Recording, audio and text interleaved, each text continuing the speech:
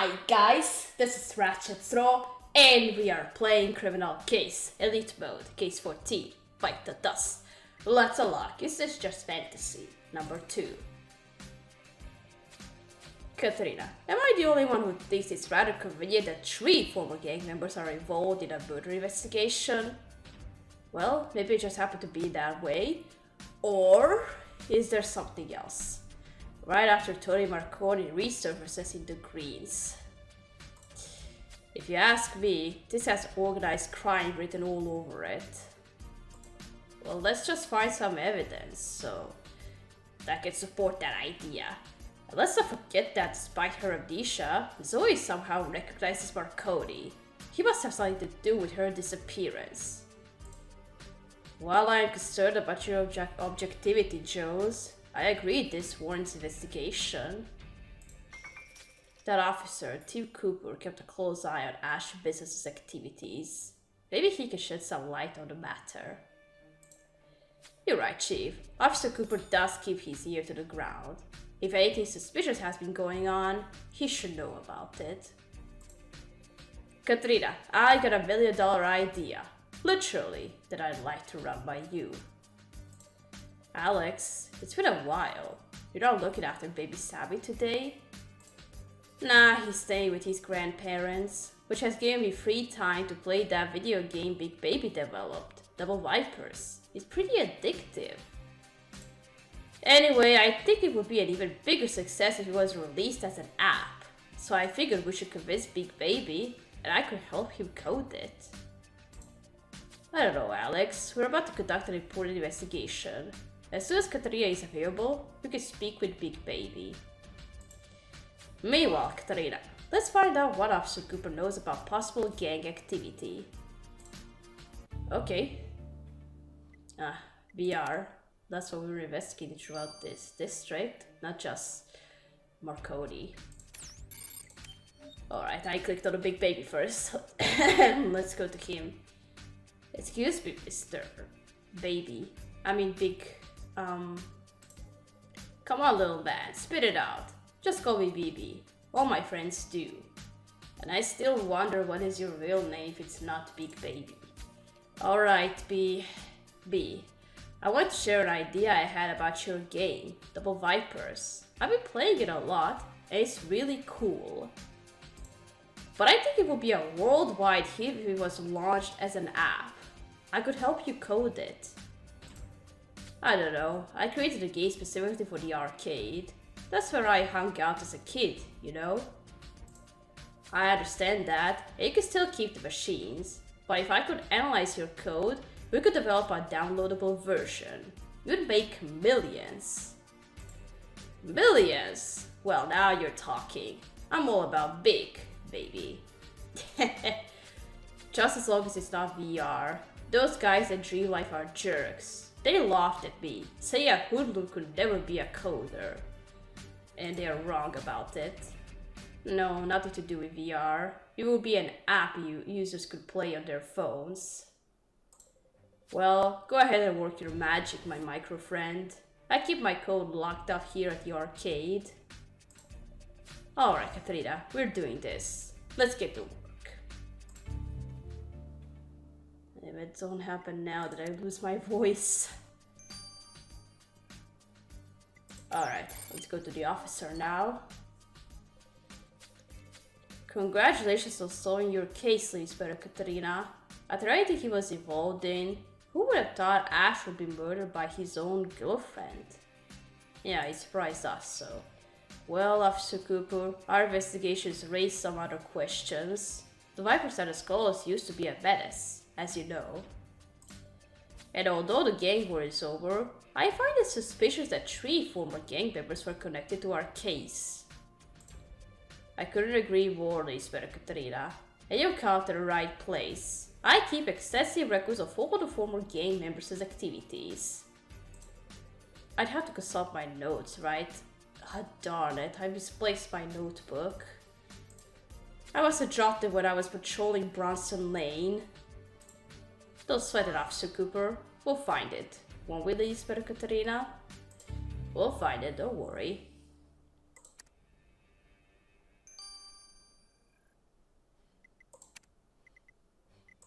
Alright, let's investigate the arcade to find the code.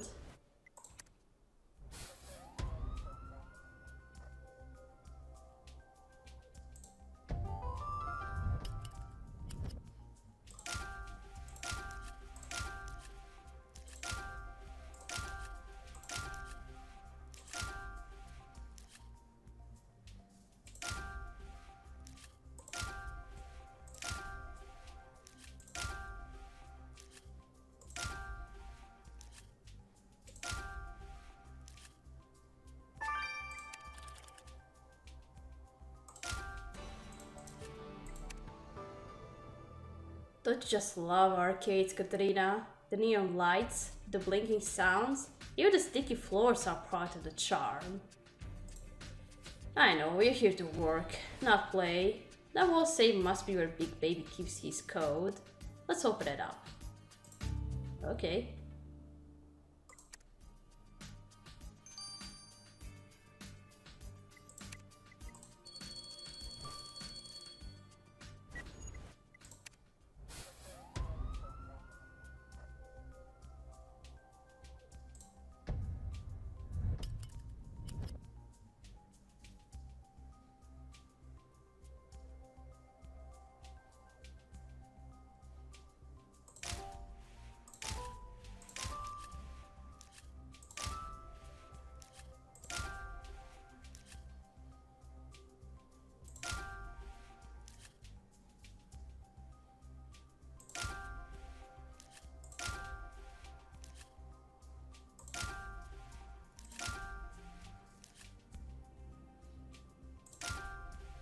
Well, here's a notepad we were looking for.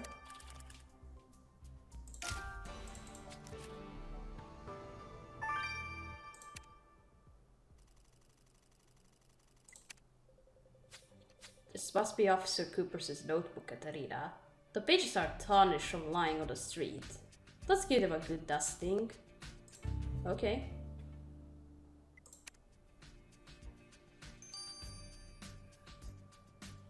Okay, let's unlock the safe first.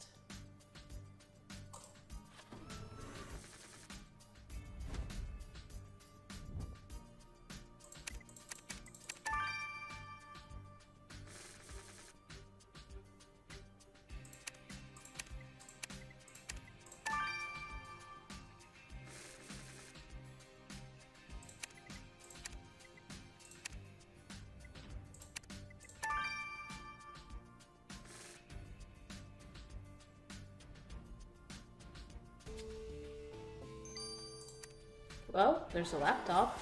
You found Big Baby's laptop, Katarina. His source code must be on there. A few hours sifting through those files is all I need to determine how the game can be adapted into an app. Well, you do that work. Programming isn't one of my skills, so...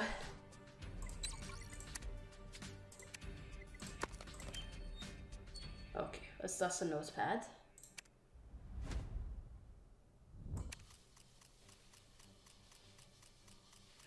Shorthand, right? Alright, Katrina, let's... these notes are written in shorthand. And Officer Cooper wasn't exaggerating. There's a lot of information here. Let's have Gabriel, our resident shorthand expert, narrow things down and see if there's anything relevant in these notes. Okay. Do we have what we were looking for on Big Baby's laptop? Katarina, I've been like a kid in a candy store going over Big Baby's files. Playing Double Vipers is one thing, but looking at the source code is pure joy. The good news is that Big Baby is a talented developer. His code is well structured and bug free. I have no problem working with him to port Double Vipers. The game's source code is written in the D++ programming language. All I need to do is translate the code to Objective-D, the language used for mobile apps. Alright, thank you, genius. Once it's programmed and tested, it can be released worldwide. Now all that's left is to explain all of this to Big Baby. Let's go, Katarina. Thanks for the information. Alright, now let's look at the notes. It's a good thing these notes are written in shorthand, Katerina. They are quite extensive. Officer Cooper goes into the minutest detail in his reports. Dates, times, names, locations. It's all here. No wonder he writes in shorthand. Is there anything in there supporting my suspicions about the gangs? Or better yet, Tony Marconi? In fact, there is. According to Officer Cooper, Marconi has been regularly meeting with Troy Cassidy. Oh. Apparently the two of them have been meeting once a week. Every Tuesday at 4:30 p.m. Like clockwork. I told you, Katrina. I knew Marconi was up to something. Let's return Officer Cooper's notebook and find out what he knows about these meetings.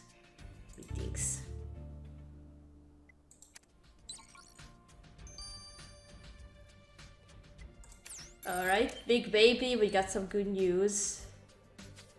Hey little man, I see you found my laptop. So, what's the 411? The 411? Ah, right, what have we found? Well, your code's very impressive. I'll have to say porting double vipers for a worldwide release won't be hard. It's simply a matter of adapting the code to suit the proper specifications. We can get started whenever you're ready. Right on, man. And thanks for your help, Inspector Katrina. You cops aren't that bad after all. Oh, and you said you hated us years ago, but now you like us. And don't let it be said Big Baby is a cheapskate. Have an advanced share of my profits. Well, pick up the money, people. The money is just flying around. This is your chance. Okay, done with that. Let's go to the officer. Thank goodness you found my notebook, Inspector Katrina. All my work is in there. We can see that. I wanted to ask you about your observations. Namely, Tony Marconi's regular meetings with Troy Cassidy. Ah yes, Marconi. I was shocked when I first saw him strolling in Bronson Lane. I didn't know he'd been released from jail. He came back the following week, and then the one after that. It didn't take long to see the pattern. Every week, Marconi would go inside the Skulls' microbrewery. It piqued my interest, so I followed him inside. Marconi would go out to the bar, and the owner, Troy Cassidy, would slip him a coaster. A coaster? Nothing else changed hands? Negative, and I never got close enough to hear what they were saying. Just what I suspected, Katerina. Marconi is up to his old tricks, in league with the gangs. Whatever it is they are up to, they won't let us about it. But we are sure to find something in the microbrewery. Well, let's stop for a snack at the food trucks on the corner. Hopefully nobody's gonna fall. Just kidding.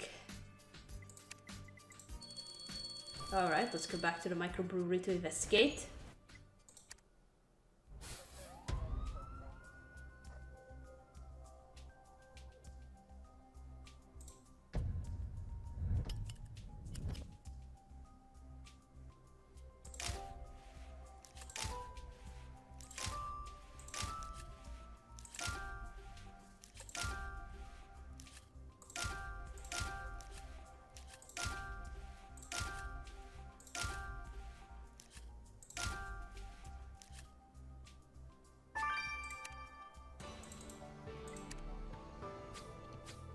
Troy is nowhere in sight, Katerina, which is good. If we're going to find evidence he and Marconi are colluding, it's best he doesn't know we are here.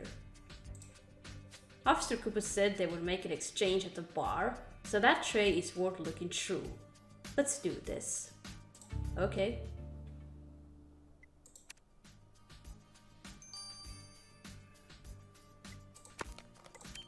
Alright, let's look through the tray.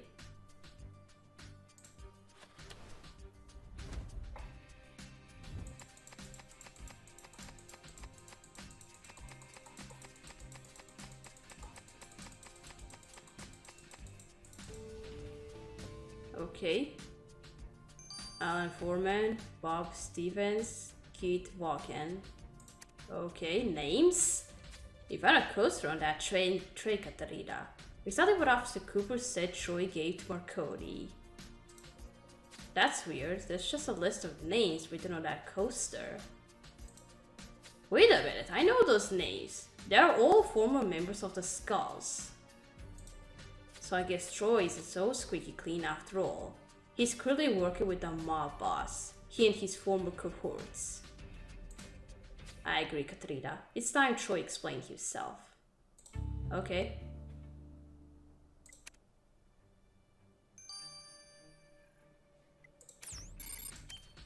Troy, what do you have to say for this? I want to thank you, Lisbeth, Katrina. Although I'll miss my friend, I take comfort knowing he's curious behind bars. Kenneth Cassidy, we know you're still nothing but a no-good criminal. Excuse me? I have no idea what you're talking about. No idea? Does the name Tony Marconi ring any bells? The mob boss you've been beating with? Marconi? A mob boss? That's ridiculous. Then how do you explain slipping the names of a bunch of hoodlums to him?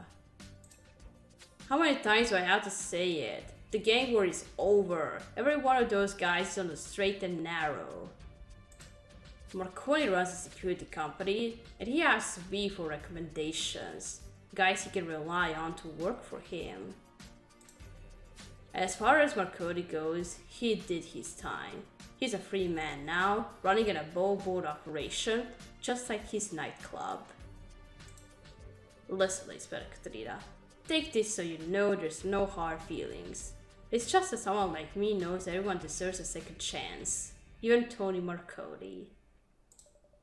Well, I trust Marconi as far as I can throw him. We'll learn all we can here, Katrina. Let's get back to the station. So your staff is supposed to be gangsters, former gangsters. I suppose stranger things have happened, Katarina, but sometimes you really can't judge a book by its cover. Big Baby, a former Vipers ruffian, is now a software developer who, thanks to you and Alex, is on his way to making a fortune with his mobile app. And then there's Troy Cassidy, the former leader of the Skulls, running a microbrewery. It's a little hard to take Cassidy's word for anything, now that we know he's been meeting with Tony Marconi. Marconi's so-called security company must have something to do with Zoyce's disappearance. I understand your frustration, Jones, but for all we know, Marconi's security company and the Blue Flamingo nightclub are legitimate operations. If you want hard evidence, you're going to have to find it. Then that's exactly what I'll do, Chief. Sorry at the Blue Flamingo. Are you coming, Katarina? And then we find out that Tony Marconi is gonna become our ally. Until, spoiler, he dies. Well, that will be all for this Elite mode, which was the first Elite mode on Conspiracy, and once more apologies again that you waited for the chapter 3 to come longer than usual because I was sick and my voice was very weird. I couldn't speak up and talk and I didn't want to record in that state. Alright, so thank you for watching. Don't leave a like to this video and I'll see you again. Goodbye!